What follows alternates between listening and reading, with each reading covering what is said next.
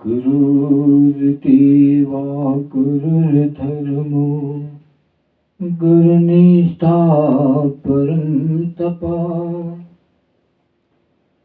गुरु परतरं नास्ति नास्ति तत्तं गुरु परम् ध्यानमूलं गुरोरमूर्तिम् पूजामूलं गुरुपदम् मन्त्रमूलं गुरुर्वाक्यम् मोक्षमूलं गुरुकृपा सर्वे भवन्ति सुखिनः सर्वे सन्तु निरामयाः सर्वे भद्राणि पश्यन्ति मा कश्चित् दुःखभाग् भवेत्। शायद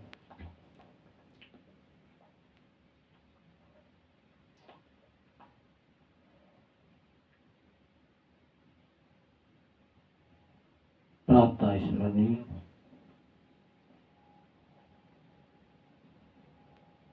संत समाज, भक्त समाज, धर्म प्रेमी सज्जनों, श्रद्धा मूर्ति देवियों,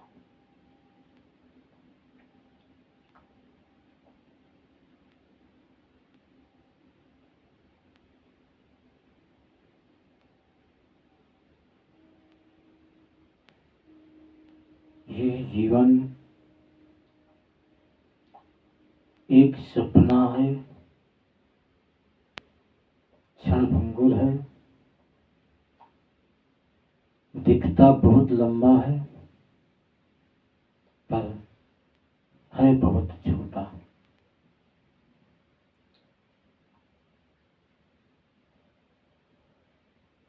सपने की तरह परिवर्तित होता रहता है।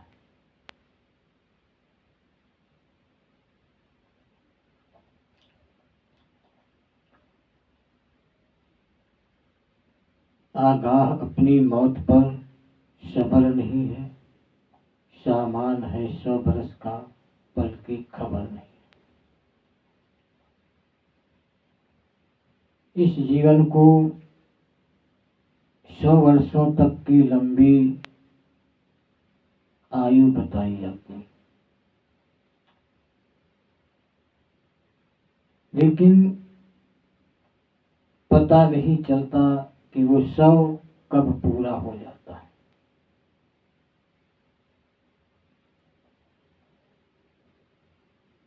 किसी का 100 जन्म लेते ही पूरा हो जाता है,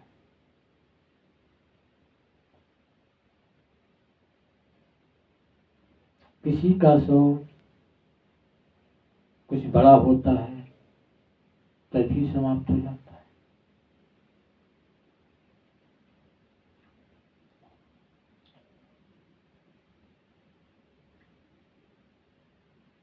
किसी का 100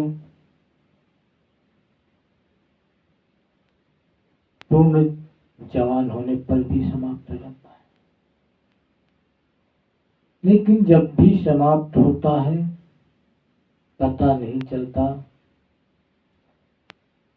कि कितना समय बीता।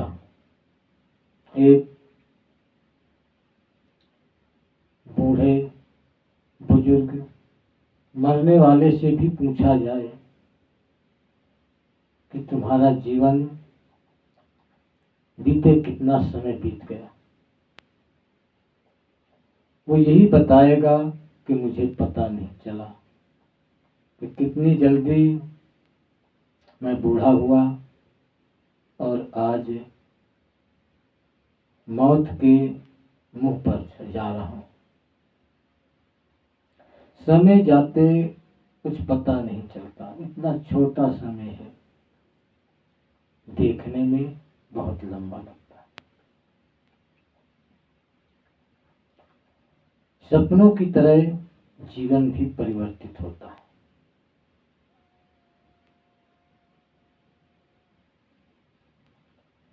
एक दृष्टांत, एक मछुआरा मछली पकड़ना है और मछली पकड़ करके घर में आकर के अपनी पत्नी को देता है और कहता है इसको तू बना, काट करके इसको तैयार कर, तब तक मैं स्नान करके आ रहा हूँ। नदी पास में थी। पत्नी उसकी उस मछली को काटने के लिए अपना औजार लेकर बैठती है और मछुआरा स्नान करने जाता है। उस नदी में जाकर के जैसे ही वो डुबकी लगाता है, नदी के दूसरे पार निकलता है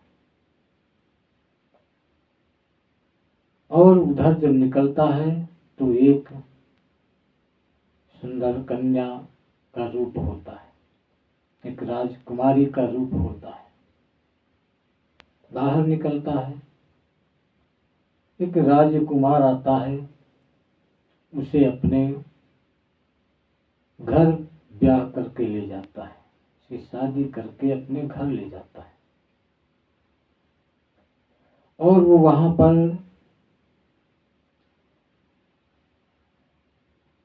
उस राजकुमार के यहाँ, उस राजघराने में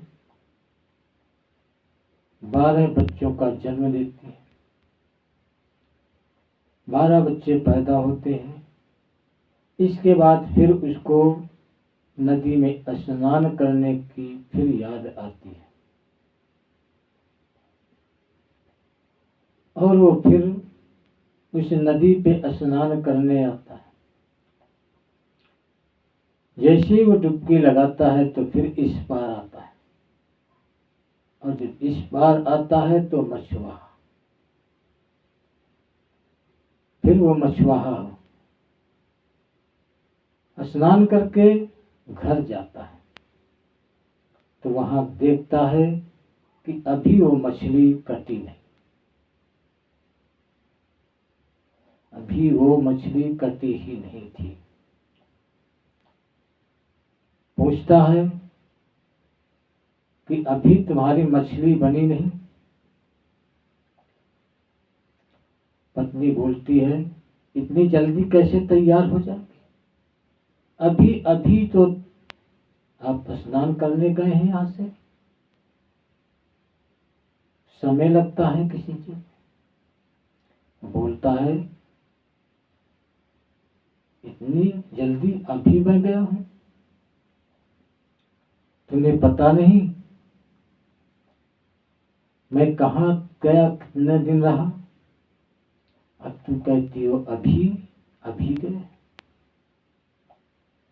अरे मैं स्नान किया, उस पार गया, एक राजकुमारी बना, ब्याह हुआ, शादी हुई, रजवाड़ा में गया, 12 बच्चे हुए, फिर मैं स्नान किया, फिर यहाँ आया और अभी कहते हैं कि अभी अभी मैं स्नान करने गया।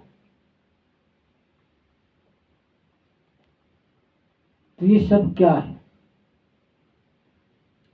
ये जीवन का खेल है, सपना है, पता नहीं चलता। ऐसे ये हम सब का जीवन है, एक सपना है। जैसे सपना होता है और एक साथ सारा परिवार बन जाता है और एक साथ ही सब नष्ट हो जाता है। ऐसे ये जीवन हुआ। जब तक सपना देखते हैं लगता है हम बहुत लंबी आयु पर हैं, बहुत कुछ कर रहे हैं, लेकिन जैसे ही सपना खत्म होता है, नींद टूटती है, तो सब खो जाता है। तब पता नहीं चलता कि क्या था, क्या कर रहे थे, और सोचने लगते हैं कितने अच्छे मार्ग पर थे, अच्छे परिवार में थे, ये काम कर रहे थे, वो काम कर रहे थे, सब खत्म। ऐसे ही ये जीवन है। आज सपनों की दुनिया में हर मनुष्य, हर प्राणी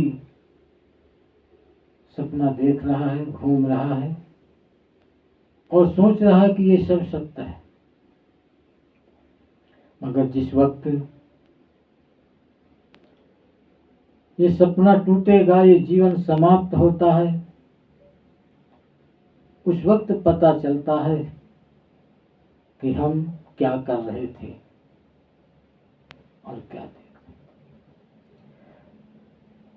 जिस प्रकार मनुष्य सपने में अच्छा काम करता है और अच्छे काम करते हुए जब उसका सपना टूटता है, उसकी मनोवृत्ति में याददाश्त बनी रहती है, तो प्रसन्न होता है, खुश होता है और उसे सुख मिलता है, स्वर्ग की अनुभूति होती है। और यदि वह सपने में गलत काम करता है, बुरे कर्म करता है, कष्ट भोगता है, चिंतित रहता है, तो जब वो जीवन समाप्त होता है, सपना टूटता है, तो उसे बड़ा दुख होता है कि मैंने क्या किया। पूरा सपना उसका दुखमय रहता है, वही याद बनी रहती है, वही दुखी होता है। ऐसे ही जीवन में जो मनुष्य अच्छे कर्म करता है और अच्छे कर्म करते हुए इस जीवन को समाप्त करता है,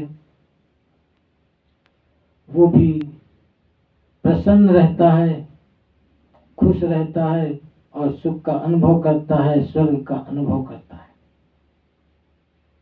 और जो इस जीवन भर व्यभिचार, दुराचरण, हिंसा, चोरी आदि करता है,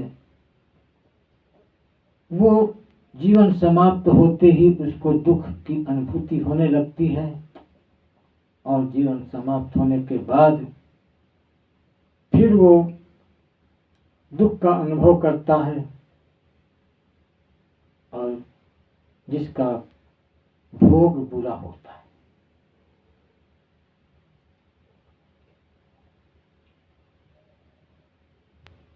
इस तरह ये मानव जीवन एक सपना है, ये संसार एक सपना है।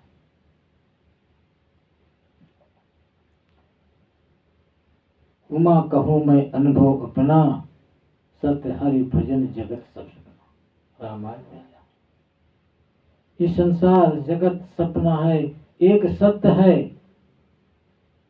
हरि का भजन, प्रभु का भजन सत्य है। ये अनुभव शिव जी कहते हैं कि मेरा ये अनुभव है, ऐ पार्वती। सत्य हरि, सत्य ही हरि है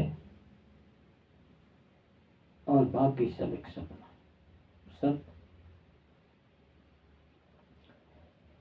सत्यमेवेश्वरो लोके सत्या धर्म सदा सिता, सत्य मूलानि सर्वाणि सत्यानास्ति परम।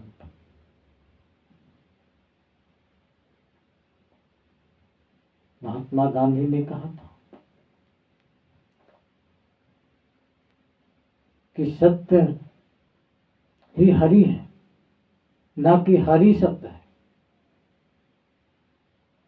हरि सत्य नहीं बल्कि सत्य ही हरि है।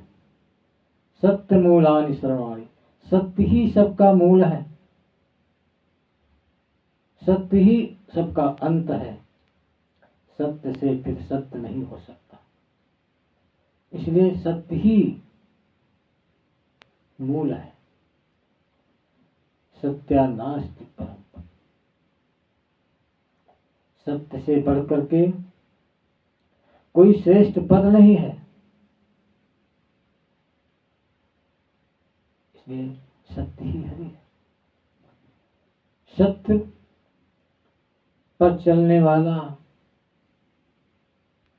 सत्य को ही मानने वाला, सत्य को ही धारण करने वाला वही हरि की पूजा करता है।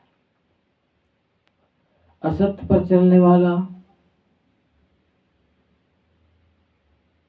वो तो राक्षसी पूजा, दुराचरण की पूजा, उसका जीवन कभी सुखमय नहीं हो सकता।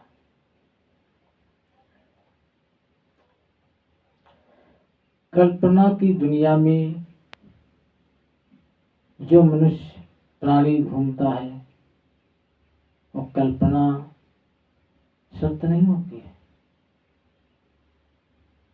अपने ही मन से किसी चीज की रचना कर लेना ये कल्पना है, ऐसा होगा वैसा होगा ये कल्पना है।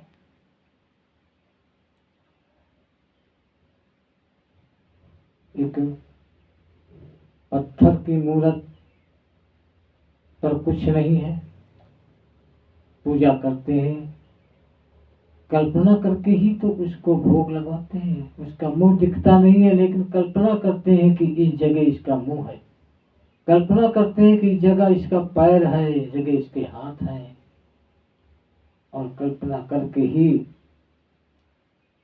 उनके पैर छूते हैं, उनको भोजन कराते हैं। कल्पित ईश्वर ये कुछ नहीं।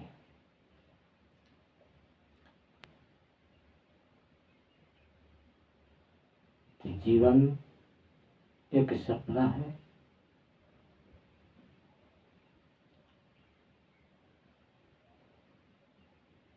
सपने सोया मानवा खोज देखे नए। सपने में मनुष्य सोता है और जब उसकी आँख खुलती है तो उसको पता चलता है कि मैं कहाँ था। कोई जीव ठौर नहीं लागा पशु ले न दे, उस जीव का कुछ ठिकाना नहीं बनता, उसमें ना कुछ मिला होता है ना कुछ दिया होता है।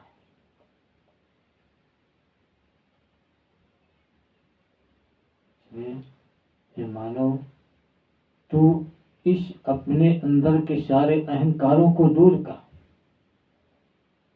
तो क्या कर रहा है, उस अहम भाव को निकाल करके तो कुछ पाएगा नहीं। अगर अहम भाव रखता है तो कुछ नहीं मिलेगा, जो मिलेगा सो सपने में मिलेगा और सपना टूटते ही खो जाएगा। तू ऐसा कुछ कर्म कर जो कि तेरे साथ भी जाए, वही तेरा काम आएगा, बाकी कुछ काम नहीं आएगा। इसी के साथ वाणी का विराम करता हूँ। सतगुरुदेव भगवान साहिब साहिब।